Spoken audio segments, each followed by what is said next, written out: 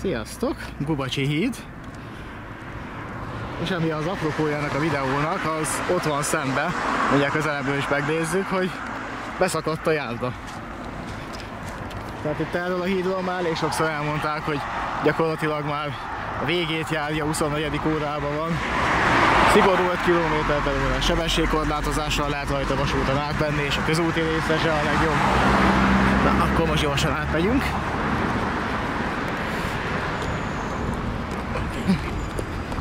Bár azért forgalom van rajta, mint látjátok. És akkor itt látjuk, hogy mi a helyzet.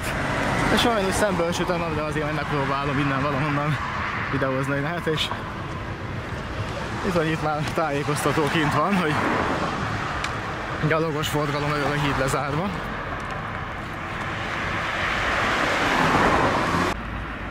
Hát nem tudom mennyire látszik, de a probléma oka ott van. Igen, szóval itt szakadt be. Nem tudom mennyire látszik, de ott az egyik betonelem az meghajlott. Ott, igen, ott van. Egyik betonelem meghajlott. Tehát így most már ez a járda is életveszélyessé vált. Most jelenleg a kerékpárúton lehet átmenni. Legalábbis gyalogosan. De hát itt a vasúti része a legrosszabb állapotban, a szigorú 5 km/h sebességkorlátozás van, és a hidászok havonta ellenőrzik. Tehát igazából ez már gyakorlatilag nem hogy időzített bomba az egész híd, hanem hamarosan fel is fog robbanni, mert itt már tényleg arról van szó, hogy minden hónapban újra meg kell vizsgálni, hogy egyáltalán még a forgalom fenntartható el rajta. És hát most már bármikor jöhet egy olyan szakvélemény, hogy már annyira leromlott, hogy le kell zárni a vágányt, akkor viszont a teljes Csepeli hévkikötőnek a forgalmának annyi. Mert más kapcsolata a külvilággal nincsen. És hát nyilván a hidász nem fogja aláírni, hogyha nem biztos benne, hogy a forgalom fenntartható. Mert hát nyilván a saját szabadságával nem fog játszani. Meg nem adja a nevét hozzá, hogy aztán majd őt vegyék elő, hogyha leszakad a híd. Úgyhogy végtelenség, ezt sem lehet fenntartani, most van, tehát itt, hogyha egy vagy maximum másfél éven belül nem épül meg az új vasúti híd, akkor ez már nem lesz tartható az állapot, és le kell zárni. És a közút is sincs sokkal jobb állapotban, azért itt nézzétek meg alulról. Hát most pedig már ugye a járda is elkezdett szétesni. És itt a másik oldal is, hát gyakorlatilag erről az oldalról is le van zárva, csak itt már feltépték a szalagot.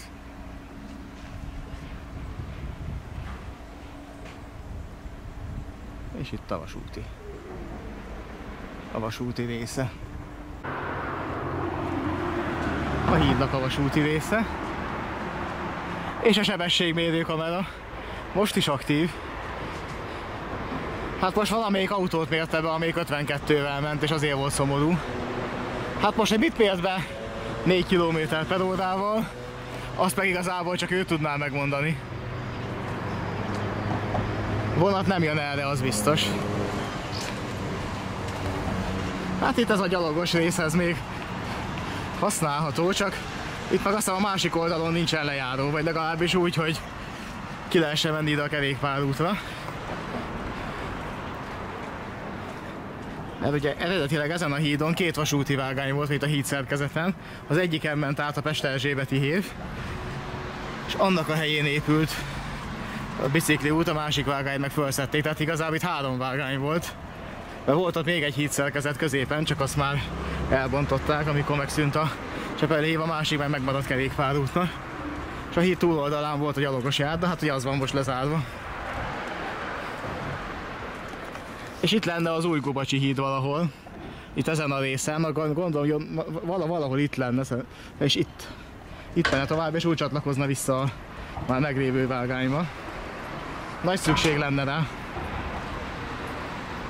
De hát, hogyha holnap elkezdenék építeni, akkor is az legalább egy év lenne, mire megépülne. És hát egyébként még mindig csak tendereztetik.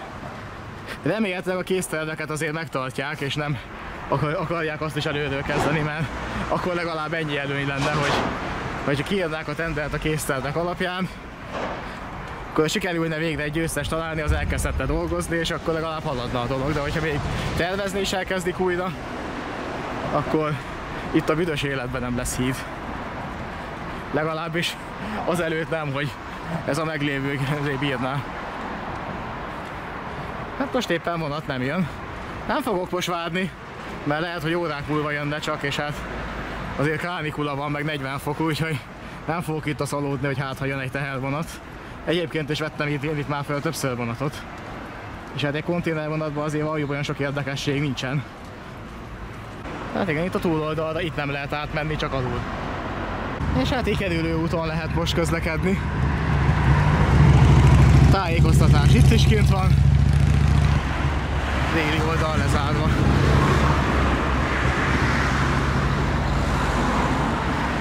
A Kotmanicki mozgalomnak volt egy olyan felvetése, és ezzel egyet is tudok érteni, hogy ameddig ez van, mármint hogy lezárva itt a járda, addig a két buszmegálló között, ami itt a híd két oldalánál van, de például a 151-es is ott áll meg talán azt hiszem a 36-os vagy a 66-os, ilyen 66-os az nem másfele megy, de hogy van egy pár busz, amelyik erre jár, hogy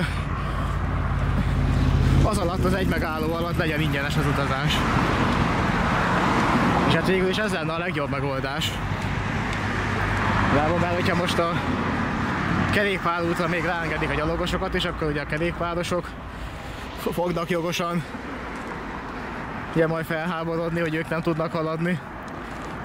És ezt a nagy kerülőt meg nem sokan fogják bevállalni. Hogy akkor itt ahelyett, hogy...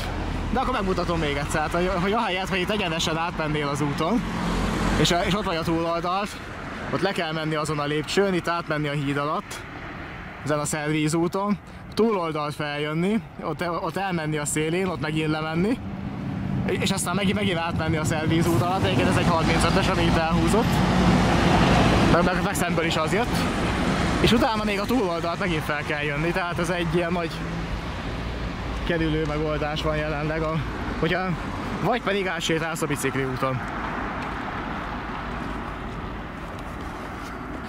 Az, hogy hányan vannak egyébként, akik itt a környéken laktak és mindig gyalogjárnak át a hídon és nincsen bérletük, hát azt nem tudom, de szerintem olyan számottevően nem sokan. Tehát igazából nem jelentene olyan nagy bevételkiesést, hogyha itt két megálló között elengednék azt, hogy jegyet kelljen venni. És akkor a Gubacsi híd bemutató videó az ennyi lett volna. Képes volt a híd még tovább romlani, most már gyalogos közlekedés is elesett rajta, nem csak a vasúti. Úgyhogy remélhetőleg azért lesz itt egy-két éven belül új híd, különben itt le kell zárni mindent, mert talán még a közúti része az, ami még, és esetleg még kicsivel tovább fenntartható lesz, de sokáig már az sem komolyabb korlátozások nélkül, mert ez egy több mint 100 éves hídszerkezet, és hát már vastagon megérett a cserére. De hát meglátjuk, hogy mi lesz majd még ezután, meg hogy meddig lesz a gyalogos forgalom lezárva, hogy meg lehet ezt még egyáltalán csinálni. Bár valószínűleg meg lehet azt erősíteni a gyalogjárdát annyira, hogy tűzoltás jelleggel még egy-két évig bírja. De hogy ez mikor történik meg, ezt egyébként nem tudjuk. És akkor ez a videó az ennyi lett, van a támogatási lehetőségek a leírásban, majd egy következő videóval találkozunk. Úgy látom, hamarosan jön a busz, úgyhogy megyek is. Sziasztok!